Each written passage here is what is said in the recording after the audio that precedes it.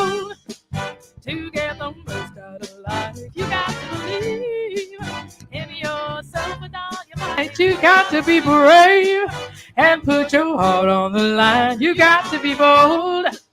It'll be all right. First comes the dawning. There's something out there I missed. Then comes the knowing. There's something better than this. You stop believing that this is your destiny. Put yourself riches and let your heart feel kind. You got to be bold to get the most out of life. You got to believe in yourself with all your might. You got to be brave and put your heart on the line. You got to be bold. It'll be all right. Joy and adventure can't describe all your days. You'll have a knowing.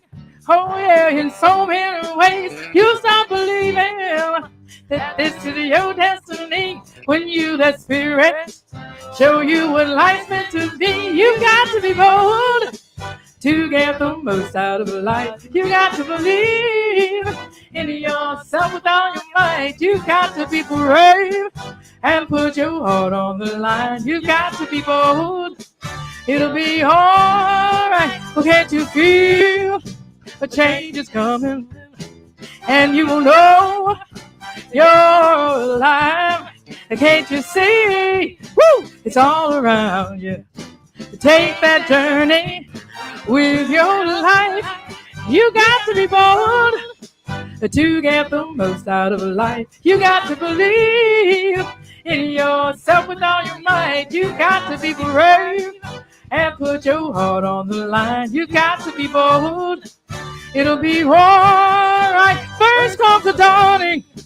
There's something out there I miss. Then comes the knowing. There's something better than this. You start believing that this world is too wide. Drop down 12 inches and let your heart be your guide. You got to be bold to get the most out of life. You got to believe in yourself with all your might. You got to be brave and put your heart on the line. You got to be bold. It'll be all right. Well, can't you feel a change is coming? And you will know you're alive. Can't you see? Woo! It's all around you. Take that journey with your life. Cause you got to be bold, how to get the most out of life. You got to believe in yourself with all your might. You got to be brave and put your heart on the line. You got to be bold. It'll be all right. You got to be bold, hey, to get the most out of life. You got to believe in yourself with all your might. You got to be brave and put your heart on the line. You got to be bold. It'll be all right. You got to be bold. Oh, Reverend P.J. Stanley, Reverend Dr. P.J. Stanley, Yeah, thank you so Absolutely. much. You are such a gift to us. Thank you so much. Dr. P.J. is our treasurer on the board, and not treasurer. I'm sorry. Why did I say that? No, Yes, never. Secretary of our board, never treasurer. Never. Yes, beautiful. So I just saw a chat that said somebody wants to be in Jeffon's breakout room. It is not a breakout room. It's right here. So stay right here. He will be on in just a couple minutes. I am Reverend Dr. Michelle Whittington. I am the host for this hour's session, and I'm so delighted to be here. I'm also the new executive director of ANTN, which just pleases me no end. I love this organization. I've been involved for over 25 years, and to have this new role is really precious to me. A couple things before we move into our amazing, first of all, our invocation and then our amazing speakers. We always want to reiterate the vision of ANTN, of the affiliated network, and it is to connect the New Thought community through consciousness and love. And that is what we're doing here today. And I'm so happy that each one of you is here to have an experience of this connection. And as Dr. Jerry said at the beginning, that this is a free event today. We're so happy you're all here. If your heart calls you to make a contribution, we would love that and welcome that. You can do that at antn.org or newthought.org.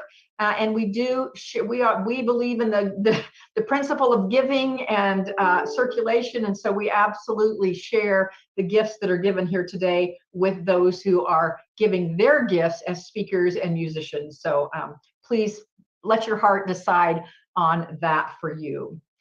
All right, so to set the tone a little bit more, even beyond what Reverend Dr. PJ did for us, I want to invite Reverend Dr. Charles Geddes to offer our opening prayer. Reverend Charles. And be sure to unmute yourself, hon. Unmute yourself.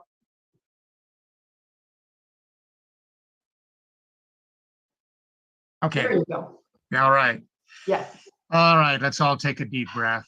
And that breath being the reminder of consciousness and originating cause and the pure reality that it is unconditional love. It is pure energy. It is light, love, life, power, peace, beauty, joy to the depth, to the core of every cell of every fiber of our being. And as we open to remember that, we come into awareness that we are conscious of self, that is such a gift, and that we have been given the opportunity of choice in this journey. And that choice is better or bitter. That choice is deepening our awareness, expanding the potency of love and regard for self and one another, or getting caught in stories that block and bind us to the past. So on this Earth Day, we are open to being aware that we are stewards of this journey.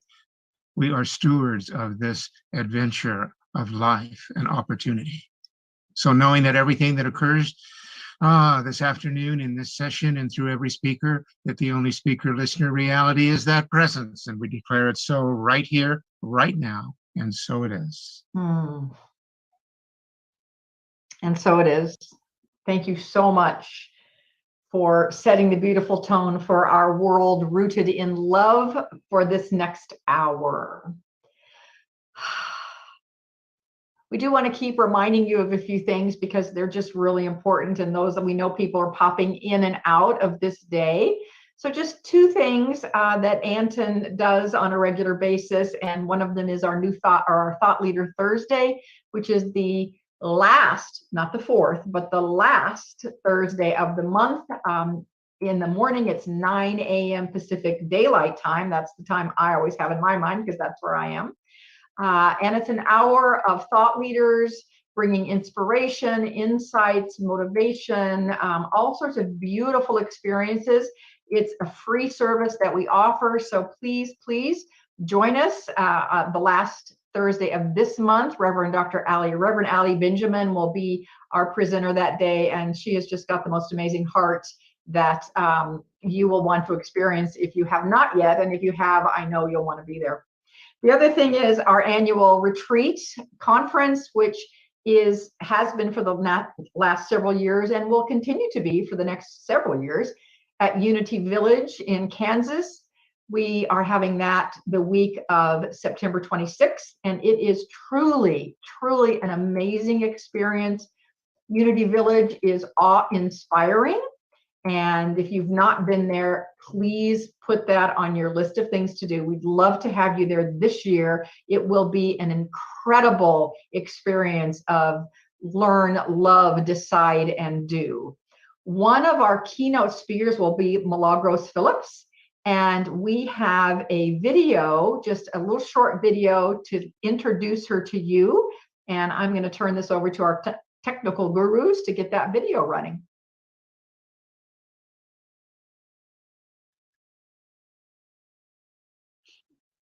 Race literacy is a concept that I use. I actually wrote a book called 11 Reasons to Become Race Literate, because I've been doing this work for more than 30 years, and I have a particular program that I do that takes 2 days. And what I noticed was that the biggest aha with people was how little they knew about their own history with race. And so I realized that that's one of the places where the juice is, right? So I focus a great deal on that. And for me, race literacy is the conscious awareness of the history of race, the ways in which we are acculturated into a racial caste system, the impact that that has on all of us, and the ways in which we have absorbed, whether we're conscious or not, the ways that we have absorbed that system. So it's really a deeper understanding. And as far as the healing, for me, what I realized, in doing this work for so long, excuse me, that was that people are absorbing this thing that we call race, which is a myth, right? There are no genetic differentiation between one group or human group and another human group. But that myth gave rise to racism, and racism is real, right? And what I realized in doing this work was that not only was racism something that affected people at the level of the mind, but it also affected people emotionally, it affected people physically. And so for me, if we're going to heal, we need to look at the impact of racism on all of us as a human family, in mind, body, spirit, and emotions.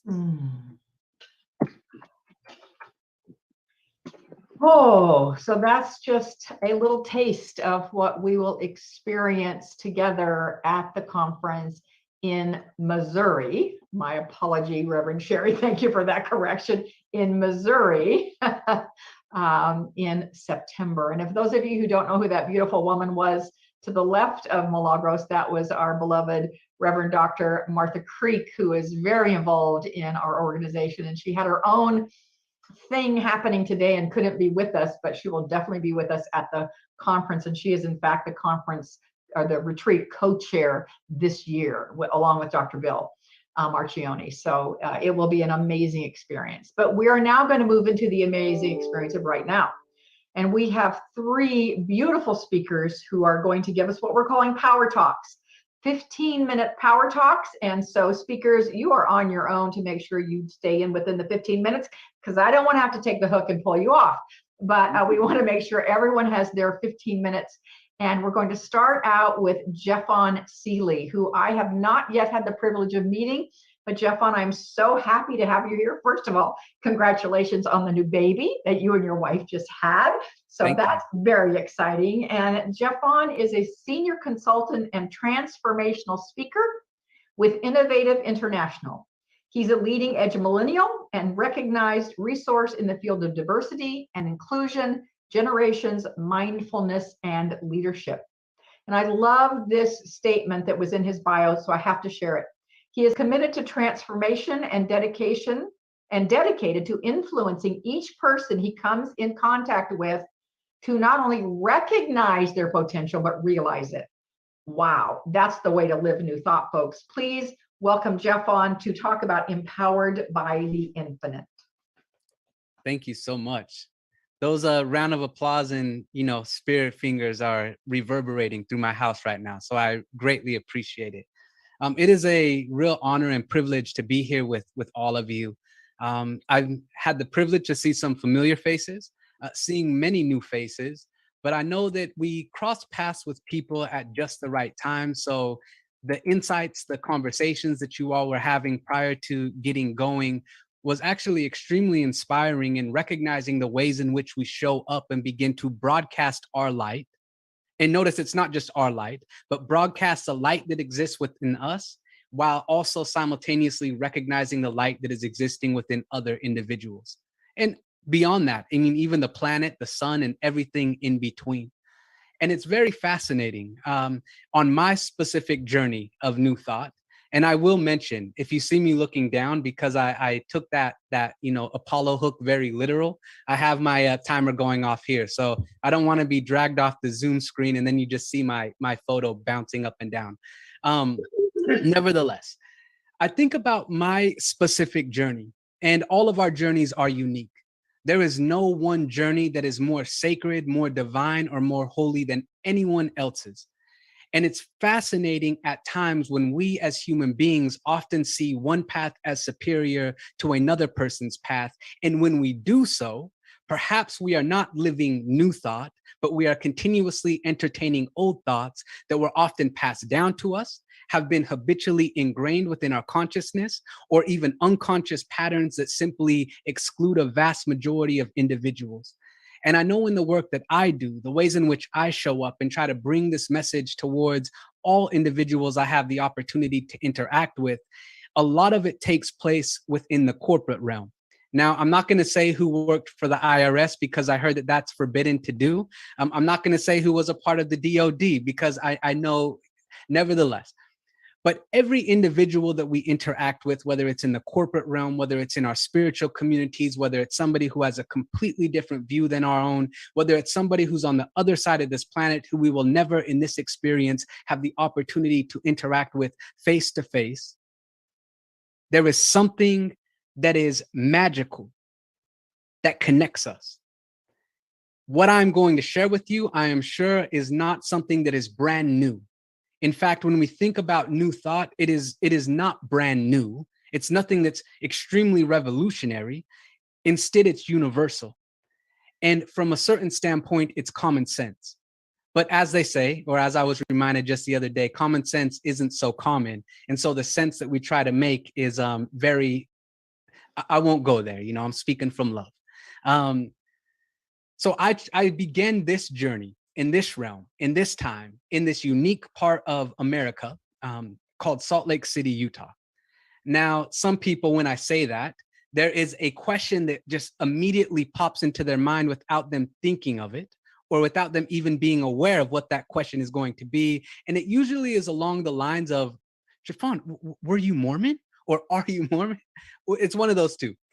Well, one time I was giving a keynote and I was saying that, you know, there's usually a question that comes up that everybody asks. And I asked the audience to share what that question is. And somebody randomly said, do you ski? And I'm like, that wasn't the question I was thinking of, but no.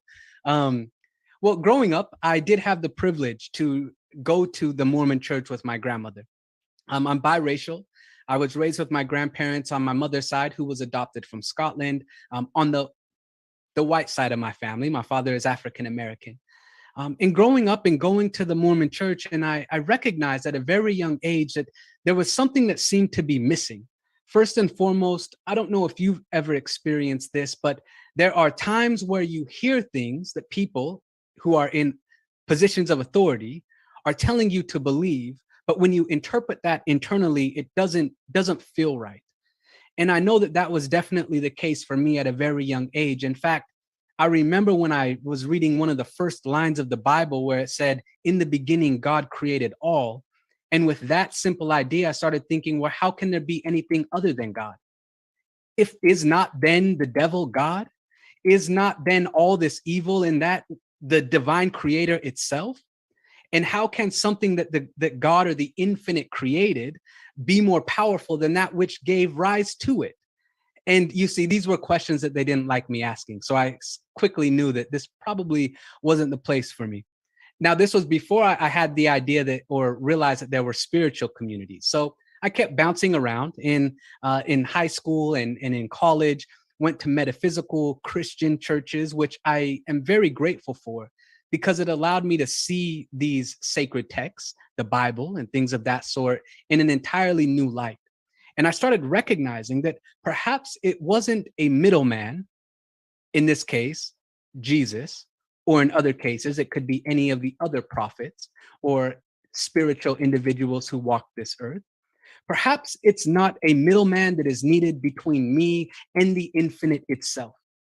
Perhaps it's simply a recognition in my own consciousness that I am that which I am seeking to find, or seeking to be, or seeking to attain. And with this realization, I realized that there is nothing that is separating me from that which is, which means if I encompass this or expand this, there was nothing that is separating me from you or anyone else on this planet or in this universe. And with this brought about a realization when I moved here to Atlanta, And I thought there were a lot of churches in Salt Lake City, which there are. But if you think there's a lot of churches in Salt Lake City, wait till you come to the South. I mean, on every other block, I'm like, all these churches, how do we not have peace? I mean, what's going on? So I jumped on my trusty cosmic search engine, Google, and I searched, what is a spiritual community in the area? And ask and ye shall receive. The Spiritual Living Center of Atlanta popped up. Maybe some of you know Reverend David Alt. He was the minister there. And I started going there. And it's like all of these things that I've been reading, all of these ideas about Christ consciousness, all of these insights that felt true, that no one else told me to believe, but just felt true within myself, started to reveal themselves to me in this type of community. And so I just immersed myself in it. And David Alt really served as a great mentor in terms of opening the door for me to speak at the first spiritual center I ever had the privilege to speak at, and that's SLCA in 2014, and then encouraged me to continue to go out and speak at other spiritual communities without any practitioner license, without being a reverend or a pastor. And I've had the privilege to speak at right about 200 different centers across the nation, which then spawned into speaking in the corporate realm, which I've been doing now for about 5 years. But enough about that. What I realized was something quite profound, and this is where I share this unique little slide. I realized when on this spiritual journey, I began recognizing this word that we often discard or speak very freely of, or without giving much thought, this whole concept of oneness. I started realizing that the infinite universe that we are all a part of, the gases, the minerals, the elements that are combining and intertwining in such a divine and miraculous way, harmonious way, that stars are being formed. Galaxies are actually being birthed in this very moment as we sit here taking this breath, looking at this screen, being a part of this conversation. I began recognizing the divine order of all that exists out there. The sun that is shining on this sacred earth, the earth that is spinning in such divine and harmonious manner, the trees that are reaching towards this light, the seeds that are awakening to their own inherent greatness as they are resting in soil that has been accumulating nutrients since the beginning of time. The rivers that are flowing, the streams, the oceans that are ebbing and flowing. And you see, I started looking out here at this divine order that is ever present. But I didn't stop there. You see, there is not only this miraculous universe out here, but if we have the courage to look within ourselves, we begin recognizing our mind that is thinking, our hearts that are beating, our atoms that are dividing, our atoms that are thriving, our cells that are dividing. And as my mentor often says, instead of looking out here at how miraculous it is for this earth to continue to exist, why not turn our attention also inward and become an astronaut of inner space, recognizing the infinite and the divine, the ever-present essence and energy that is dwelling at the depths of our being. And if we are willing to do so, it transforms and shifts the way in which we show up in this world. So that, from my perspective, means not only embracing the divine, but that ultimately means the solution that I've been looking for all of the problems that I face individually, or that we as humanity faces collectively, has less to do with what another person does and more to do with how I individually am showing up day in and day out. There was a miraculous and incredible idea of 3 degrees of influence. It says that we influence people 3 degrees removed from ourselves. So for instance, if I am speaking with Michelle, or if I'm speaking with Carla, her and I have an interaction. She influences me by the words that she says, but it doesn't stop there. What she says and how her energy that she brings towards me ripples out into my friend and also my friend's friend. So we start recognizing that everywhere we go, we are sending these ripples out into the world, whether consciously or more often than not as humans, unconsciously. And therefore, what we are looking at is the effect that we have assisted in bringing about, which then circles back to this whole idea and concept of new thought. Do we actually, and this is a question for all of us to answer internally, You do not need to shout this out unless you want. Well, maybe not right now, but you can shout it out if your microphone is muted as loud as you want, you know? Do you believe, from your own personal perspective, that you are embodying these truths that we are spending our time here professing? Or are there times when you go throughout your day, 168 hours in a week, where you forget to recognize that oneness that we spend so much time articulating to others? And I know that it is very easy for me to sit on this side of a screen. It is very easy for me to put my thoughts together in a way where I can communicate and hopefully inspire somebody to recognize something that they may have forgotten in their experience in this moment. It is an entirely different thing when I wake up in the morning and I am with me, and I am faced with many of the hurdles or difficulties that show up on my path, and those ideas of it's all one, it's so eternally connected. I am inspired by the divine creator that enables me to think thoughts, to choose choices, to empower the feelings that I bring into my being, to commit to these conscious actions, which create this miraculous and majestic type of experience. I forget that, and I simply go back into the cyclical nature that has been ingrained in me for quite some time. So a new thought requires us to continuously recognize our ability to have a thought, understanding that we are not at the mercy of any of these thoughts that we happen to think or that happen to pop into our mind, but instead we are that which gives rise and power to those thoughts. And there is a incredible recognition and realization when we start realizing that we are not at the mercy of our thoughts, our feelings, and our emotions, but we are that which gives rise to our thoughts, our feelings, and emotions, which means if there is a difficult, challenging, unfortunate circumstance that is happening to us on an individual level or a collective level, the most revolutionary thing that we can do is think different. And does that mean that those storm clouds of negativity, doubt, fear, anxiety, worry, anxiousness will not pop in our mind anymore? Absolutely not. But we begin recognizing in the same way we would not chase after a dark storm cloud. You know, Jesse, we wouldn't drive beneath a dark storm cloud wherever it goes, going across the country, just making sure that we're getting torrential downpour on our car because we want that so bad. We would simply just let the storm clouds pass, knowing that there will be a new thought that pops up. Such is the case in here. When those dark, difficult, frustrating ideas or thoughts begin to pop into our mind, simply rest in the sacredness of your being. Look up at the conscious mind, which is the sky, and let those clouds pass by and make a conscious choice to focus on that which not only brings you hope, positivity, love, compassion, and peace, but that which reflects that for all of us. And as we do that, we start recognizing the true words of new thought. Thank you, peace, and blessings. Thank you so much, Jeffon. Oh my gosh. Everybody take a deep breath. He began by sharing his story of questioning. I love that, and left us with this amazing question of how are we showing up? Thank you for that. That will be worth listening to again and again.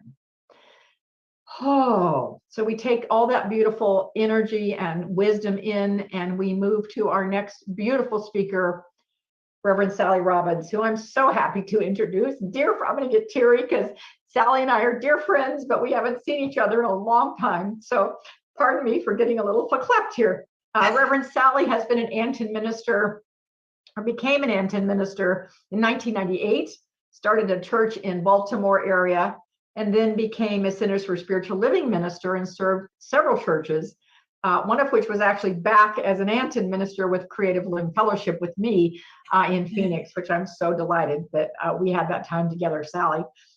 She now lives in Asheville, and is that right, Asheville? Asheville, North Carolina. Asheville, North Carolina, and no longer is a pulpit speaker on a regular, on a full-time gig, but absolutely speaks here and there and now and again, and is amazing when she does that. She's also an author, and we see her frequently in the as a contributor to the Science of Mind magazine. So her articles are always amazing. Reverend Sally is going to talk to us about roots and wings.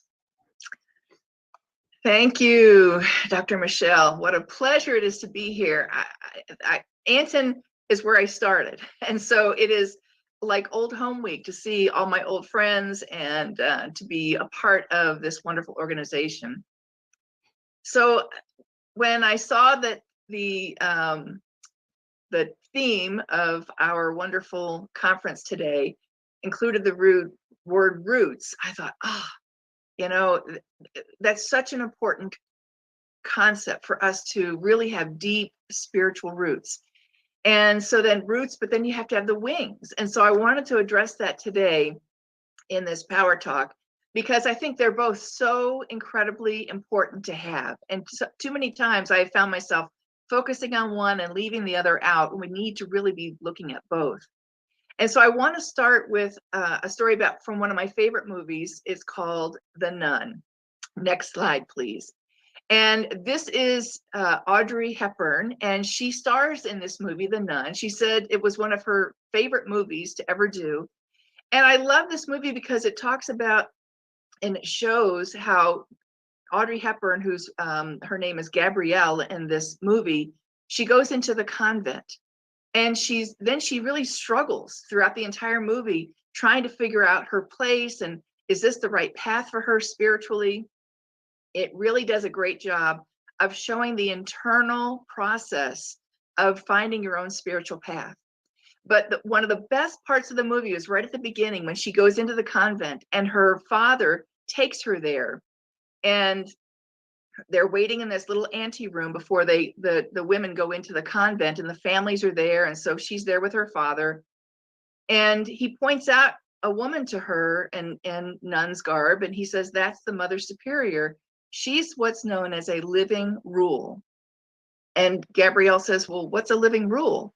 And he said, if this convent burned down today or went out of business, if every book about our spiritual faith was burned and gone, all anyone would have to do to learn the concepts of our faith would be to look at her and see her example of how she lives her life, because then that is how you know the spiritual principles of this faith. And I love that idea of being the living rule. And I've thought about that over the years, how important that is to understand that as we grow, are we still being a shining example of what these principles are all about? Am I showing up as love, as kindness, as compassion, as joy? And when I get to a place where I'm not embodying that, that's when I think, oh, wait a minute, I do want to show up as a living rule here. Because if I'm driving in my car down the street with a namaste bumper on the back and I flip somebody off, that's incongruent. That's not me being a living rule. And so I love that idea that we're deeply rooted, so rooted in these principles that as we grow, we are shining examples of these principles. We are embodying them in everything that we do. I want to show up as love wherever I go. And that's always, love can be firm as well as gentle. And so how am I showing up? Am I rooted enough in my own spiritual principles and staying with my spiritual practices to stay on center and be with like-minded people, like in this wonderful retreat today, to get a recharge, a reboost of what I'm here to do? Being rooted is so important, but then we also have to be ready to spread our wings and to grow and to evolve. And Ernest Holmes called that the upward spiral, that we are always evolving rather than staying static. I want to talk about another story about the city of Chicago that way back in the 1840s was having a serious problem. It was basically at sea level with Lake Michigan. And in 1849, a horrible cholera spread out and a horrible blight upon the whole city there. And what was the problem was that the sewage was running into the Lake Michigan, where they were then getting their drinking water. So they had two issues. The sewage wasn't getting distributed where it should, and then it was contaminating their drinking water. So the city at the end of 1849 said, you know, the public gathered and said to the city leaders, we cannot do this anymore. You've got to figure out a way to make this work. So they hired this engineer, and his name was Ellis Chesbrough. And as a matter of fact, he developed this sewer system that it's still called the Chesbrough system in the United States, but it was way above anything else that had happened. And in the 1850s, he started putting together this system that was going to take care of the sewage and then get clean drinking water. He did this in two different ways. First of all, he said, we've got to jack the city up. We've got to literally put the houses and the buildings on jacks, some up to 10 feet high, so that then they could create the sewer system that ran underneath the city. This had never been done before. He developed manhole covers so that they could get down and clean the system. All of this started happening, and then they still were having the problem with the sewage going into the river, so he developed water treatment systems. And then he had to figure out, okay, well, if we can't get the water right at the lake's edge, what if we put a system out in the middle, 2 miles out? I'm going to show you a picture. Next slide, please. This is what he developed. So that you see the left side is there on the shore, and they went out 2 miles out into the Lake Michigan, which is huge. And they built this tunnel down, and then they started tunneling towards each other. So a tunnel from the land and tunnel from the sea. And this tunnel is so large that people can walk in this tunnel. And that's where they got their water. It started coming in, and to this day, they're serving 9.5 million people in the Chicagoland area. And I've lived in Chicago. That's some of the best tasting water ever, because they were bringing it in and they were been treating it. Next slide, please. There's the actual physical location as it looks today. They're still using, they've got 7 different ones out there now. They're still using this system.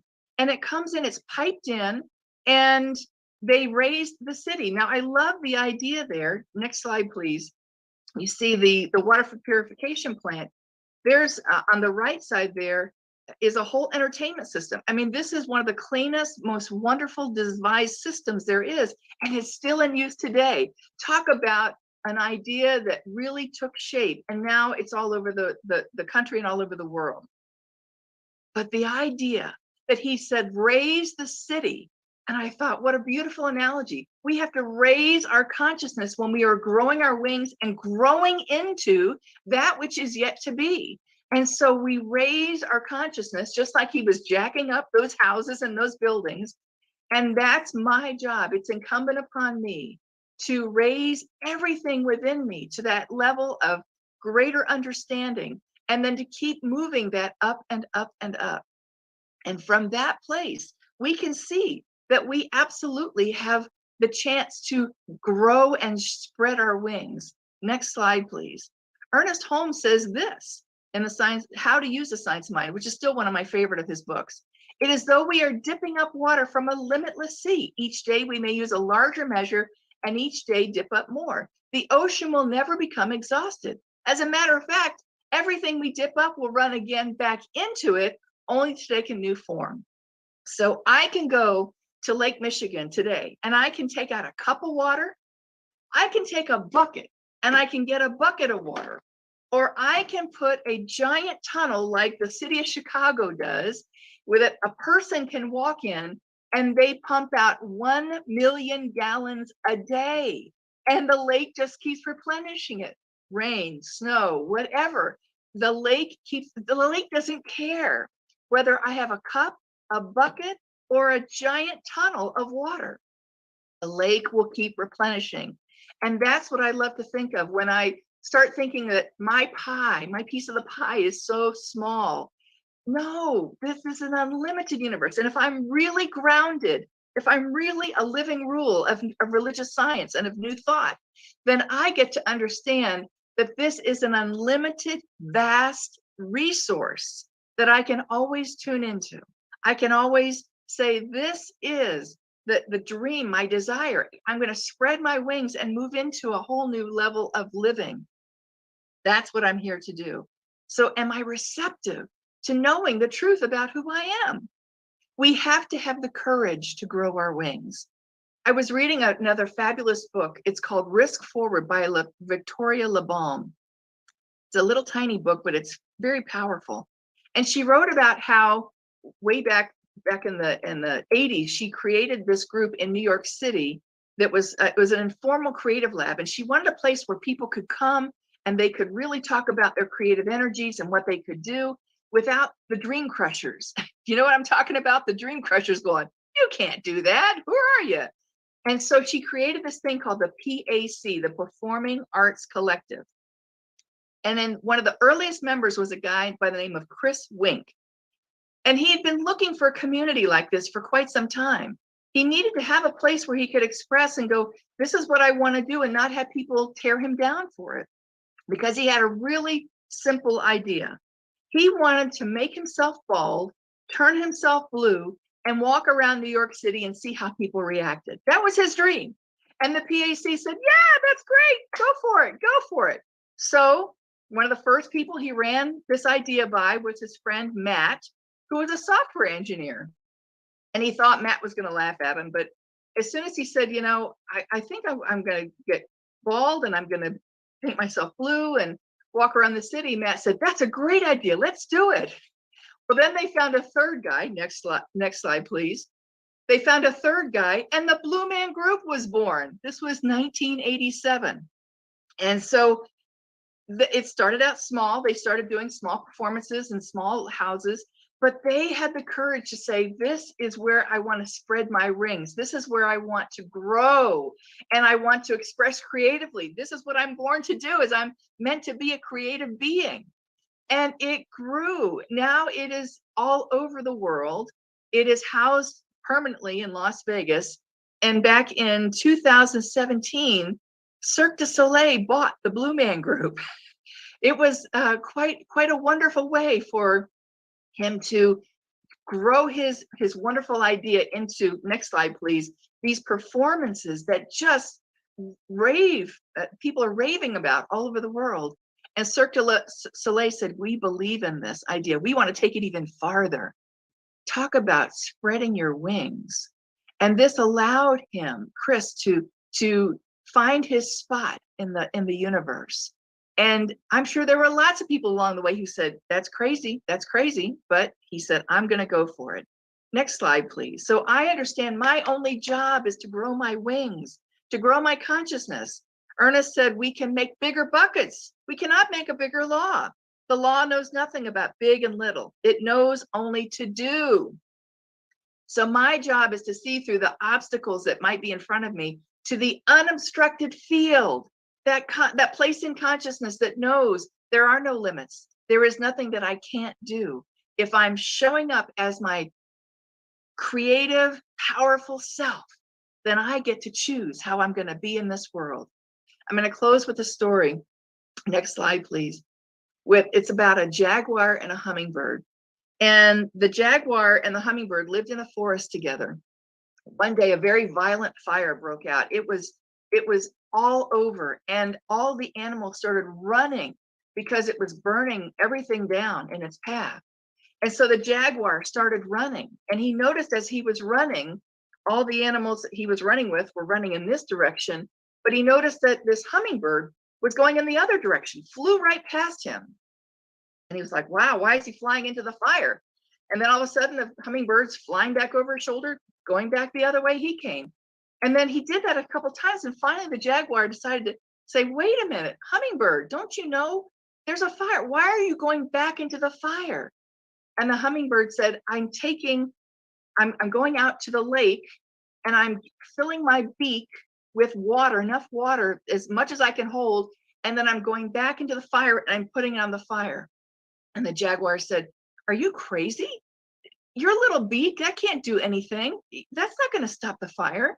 And the hummingbird said, I know, but this forest is my home, and this forest has fed me. It's housed me. It's where I pollinate the flowers. It's where I get to do what I do. And so this forest is very special to me, and I must do my part in trying to save this forest. Well, at that moment, the forest gods heard him and heard the bird talking this way, and they were so moved by it that miraculously they opened up the heavens, and a downpour came and just drenched the fire, and it was put out. Now, when the Native American grandmothers tell this story, they say to their grandchildren, do you want miracles in your life? Then do your part. Do your part. And so that's how we know that it's our part to grow our wings and take our place and do what we're here to do in this world. And I hope today that we all can remember to stay rooted in our principles, but grow our wings so that we can fly beyond anything we've ever imagined before. I'm so glad I could be here with you today. Namaste. Namaste. Thank you so much, Sally.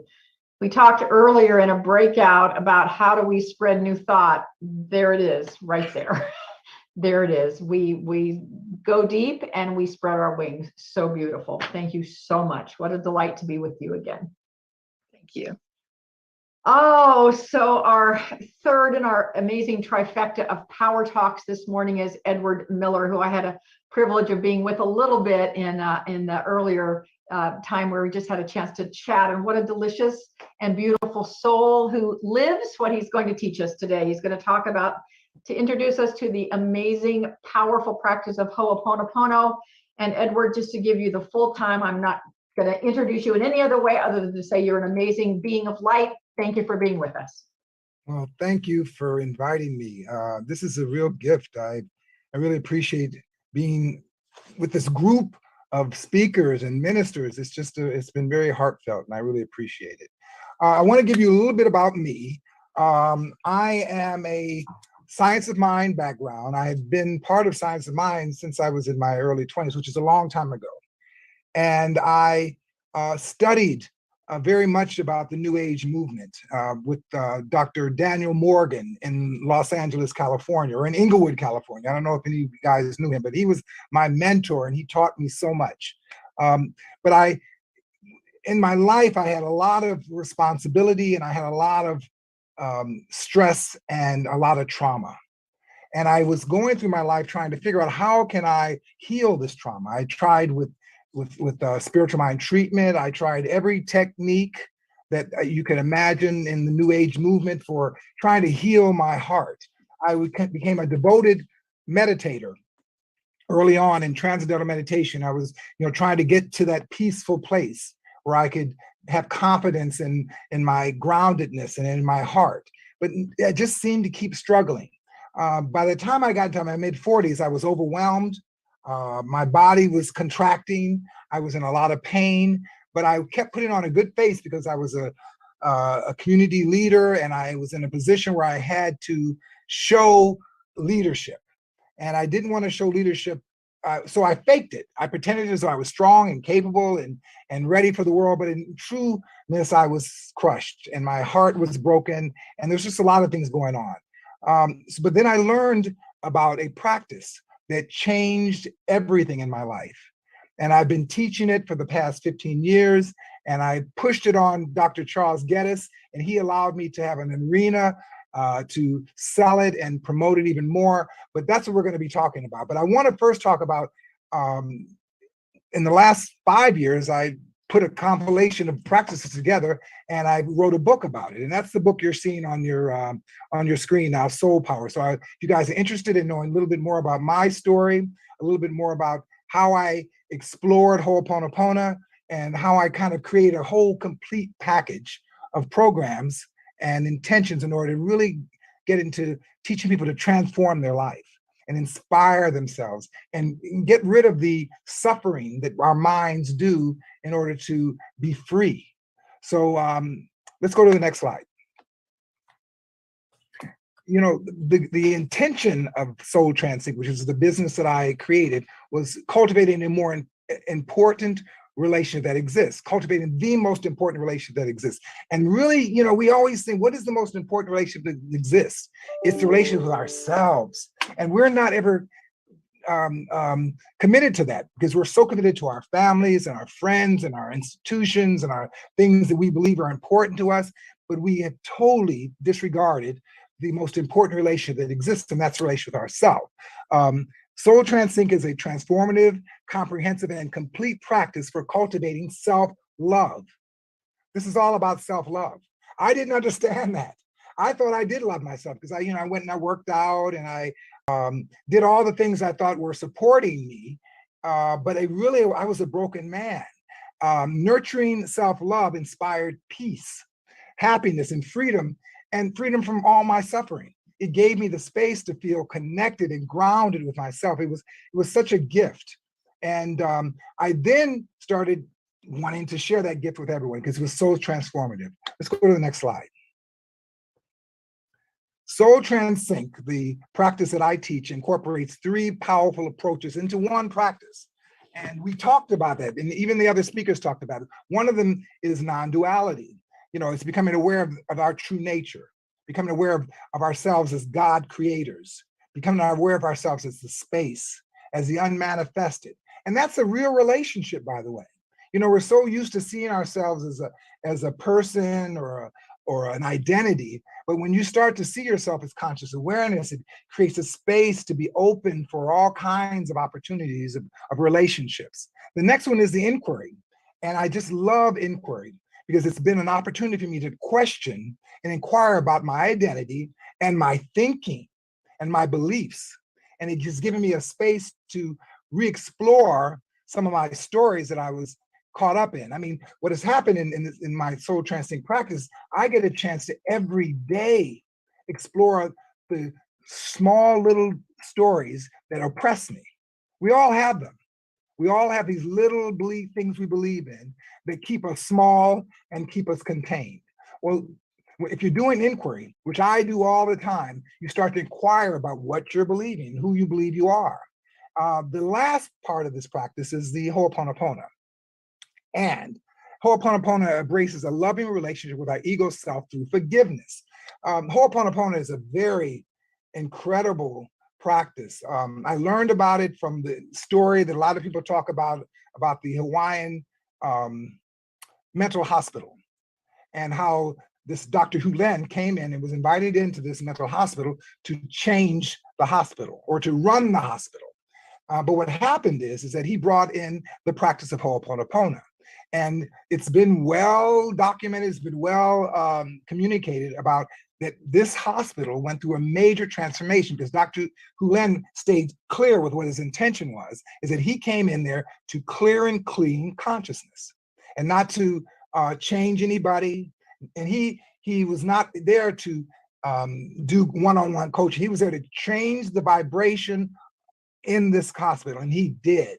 The story goes that within a few years, there were major changes in the hospital. And if you go online, I think Dr. Hulen just died, I think just maybe last year, but there are some credible interviews about him and his non-dual practice of Ho'oponopono and how he approaches Ho'oponopono. My whole practice, and Dr. Charles, who was on this workshop also, it was that I was really committed to exploring my relationship with myself in a very deep way, because I realized that was the only really relationship that really existed. And that as I grew in my relationship and my loving relationship with myself, I saw myself differently and the world transformed. It was a beautiful thing. It was a beautiful thing. When we end this presentation today, I'm going to have a little 7-minute meditation I'm going to take you guys through, which is, I think it's beautiful because it kind of explains the mantra. The meditation that we're going to do at the end of this talk has a binaural and isochronic meditation, brainwave in it, which helps to take your mind to that zero space so that you can take on the suggestion of the mantra and really relate to it in an intimate way. It's very, very powerful and important. Let's go to the next slide. The secret to Ho'oponopono is there's no such thing as out there. Everything happens to you in your mind. Everything you see, everything you hear, every person you meet, you experience in your mind. You only think it's out there, and you think that absolves you of responsibility. But in fact, it's quite the opposite.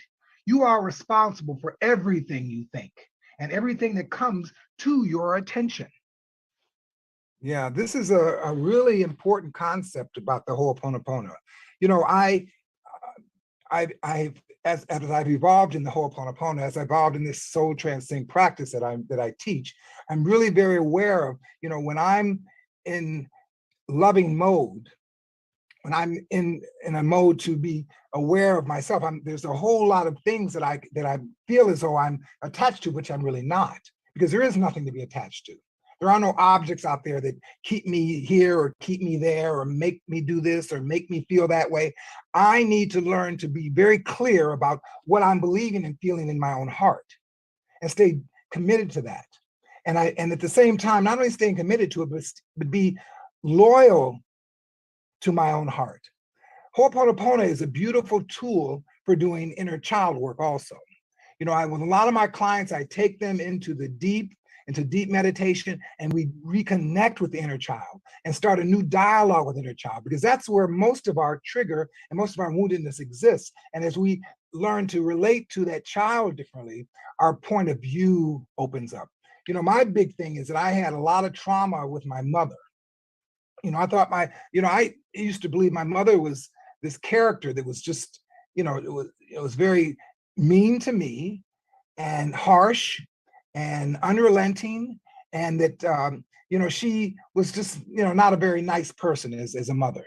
You know, Ho'oponopono, just the practice of it, has given me a whole new context to my mother, who she is, what she's tried to accomplish, how she really was responsible for creating a very strong and determined man in me. So it was a forgiveness that I thought I had to have with her, but it was with the forgiveness I had to have with me, with these trauma stories I was so used to telling myself about my life.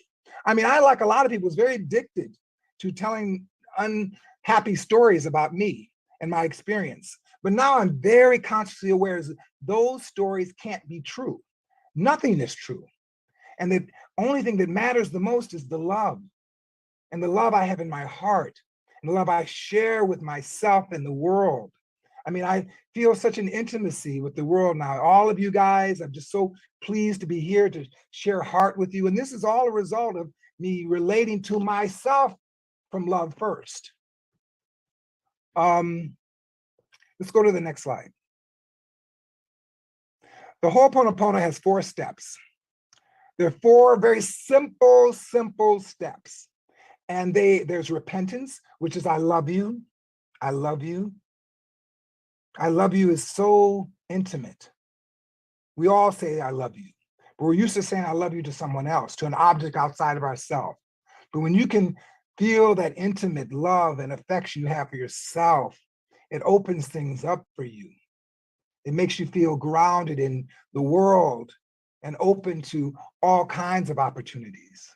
You know, forgiveness, please forgive me. You know, when I say please forgive me, I'm saying please forgive me to what I'm bearing in mind, because it can't be true. Nothing's true. Everything is an opportunity to heal and let go of and release in forgiveness and love. Gratitude is the next one. You know, thank you. Thank you. Thank you for everything I see. Thank you for everything I experience. Thank you for everything that's been available to me. Thank you for my mistakes. Thank you for my awareness of how I'm contracted in a thought and a belief that sometimes can be small. Thank you for all of my awarenesses. Thank you, thank you, thank you, thank you. Staying gratitude, continual gratitude is so beautiful for your heart. And when you live in the world and your mind isn't always in gratitude, you can connect with people in a way that's so beautiful and authentic. So beautiful and authentic. And lastly, the unification. I love you. Wow. I love you. I love you. You know, the more you repeat that phrase to yourself and you say it in a very genuine, heartfelt way, it warms your heart. And because I've done a lot of inner child work is giving me a context, when I'm feeling and triggered, because you're going to be triggered. You're going to have emotions. You're going to also have thoughts. But when you are, and you remember the truth of who you are, and you remember your inner child is bearing most of those assaults to begin with, you can then go back to that child and say, please forgive me. I love you. I love you. On my phone, which is what I recommend to a lot of people, is to put a picture of their inner child or their youthful child on their phone so they can see that child and regularly connect with in an intimate way with I love you, I love you. And it really changed. Just that one thing, having a picture of your innocent self available to you all the time really warms your heart. When you're feeling a little out of sorts and you're feeling a little overwhelmed, you just go back to your love, go back to your forgiveness, go back to your gratitude. Thank you. Thank you. Thank you is such a beautiful way of connecting with yourself. All of this is about yourself. One of the beautiful things about the Ho'oponopono practice is that there is no one else. There's only you to love. And as you expand this love for you, the whole world is transfixed for you. I want to end this meditation, end this second with my short meditation. As I said, there's a binaural isochronic meditation in this. And are we through, or we don't have time for that? Go ahead, Yeah, Bill. Edward, wonderful stuff. We are scheduled to be out of the session about now. Okay. But I also have listened to the meditation, and it's pretty wonderful. Next up is the social scramble. And so actually let's have Michelle do the closing for this particular session. I'll explain how the social scramble works. Then we'll do your meditation, and we'll pick up the social scramble after that. Okay. The meditation, I just think, is something that you can get to online on YouTube and download for yourself. Also, you can go to my website and download many other Ho'oponopono meditations that are great for changing your psyche, opening up your heart. So Bill, do we want to? Yeah, just go ahead. You Okay. close the session the way that you were going to, and then we'll do the meditation. Okay, perfect. So I just want to thank our three speakers. Let's just give them a hand by doing this. Edward, Jeffon, and Reverend Sally, thank you so much. Just amazing, beautiful inspiration, all of you. And to all of you participants, thank you so much for being on this particular session, as well as just being with us today for however long you are with us. As Bill said, we've got the social scramble coming up. Lots of amazing things happening this afternoon, including the affinity groups and an all-star concert tonight, and just amazing things. So let's just close our eyes for just a moment and be in a space of gratitude, a gratitude for all that we have experienced thus far in this precious day and all that is yet to unfold. Thank you, Source. Thank you, God. Thank you, life. And so it is. Amen. So it is. Amen.